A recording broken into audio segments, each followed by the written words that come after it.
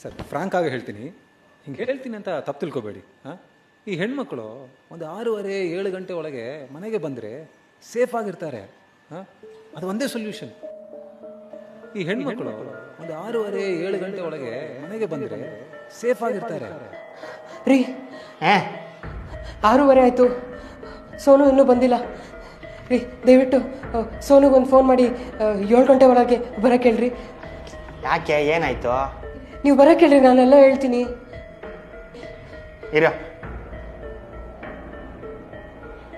Hello, ಹಾಂ, immediately ಮನೆಗೆ ಬಾ. ಯಾಕೆ ಅಂದರೆ ನಿಮ್ಮಮ್ಮ ಹೇಳ್ತಾರೆ, ನೀನು ಬಾ ಸುಮ್ಮನೆ ಅಷ್ಟೇ.